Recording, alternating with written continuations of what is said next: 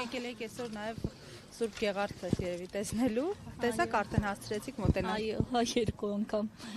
Եվ Սուրբ Պատարագին եմ մասնակցել, Սուրբ հաղորդություն ստացել։ Եկեղեցու շուրջ ստացված իրավիճակը որպես եկեղեցու հետևորդ ինչպես եք գնահատում եւ օրինակ ինչպիսի հանգուցալուծում եք դուք պատկերացնում, եթե մի կողմից շարունակ թիրախավորվում է հայ առաքելական եկեղեցին, մյուս կողմում էլ տեսնում ենք, որ նաեւ պառակտման որդը մտցրել են մայրաթոռ։ Մեր հավատքը աշխարհում ամենակատարյալ մաքուր հավատքն է եւ այդ զորությունը հայ ազգի վրա է եւ չարը սատանայի գլխավորությամբ եւ իր ողմակով վախենում է հայ ազգից, հատկապես իր հավատքից ցանկանում է պառակտել, բայց Աստծո գործերը ճշմարիտ են, անբեկանելի եւ ոչ ոք երբևէ ոչ մի հրեական խմբակ որևէ աշխարհի ծայրում չի կարող հայ ազգը վերացնել։ Հայը դա այն սուրբ ազգն է աշխարհում, որ ի սկզբանե արարման սկզբից եղել է, կա ու կմնա, եւ սուրբ մեր հավատքը չեն կարող իրենք ոչինչ անել։ Իսկ ասենք երբեք մարդ մեզանից ոչ մեկը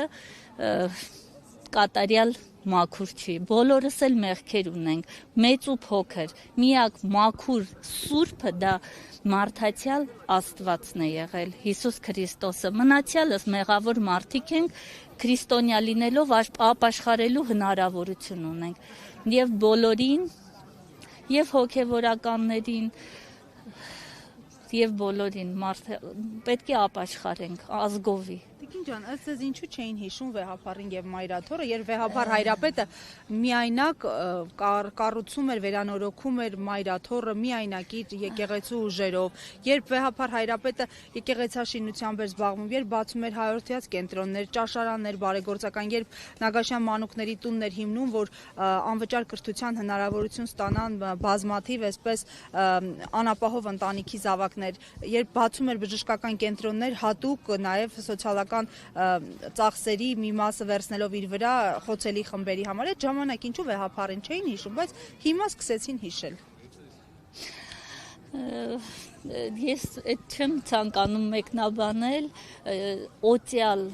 այն էլ կաթողիկոսին ընդհանրապես չի կարելի որևէ բան ասել, դա մեղքերի մեղքն է, չի կարելի ոչինչ ասել, դա իրենց, ինչ ասեմ, խղճի վրա եմ թողնում, իսկ պատարագի արարողակարգը ընդհանրապես դա մեծ մեղք է, որ լրիվ աղճատել են, ինչ որ չգիտեմ, այո, հա, չի կարելի։ Այն էլ նրանք ու մոտել էին։ Այո, հա, դե չեմ ուզում ես, ինչ ասեմ, մեղքին վրա չվերցնեմ, իրենց մեղավոր հանեմ, բայց մարդիկ Աստվածաշնչում 365 անգամ Աստված ասել է մի վախեցեք, ես ձեր հետ եմ, ոչ ոք չի կարող ազգին պառակտել, եթե Աստված կամեցել է ձեռքը դրել է այս ազգի վրա։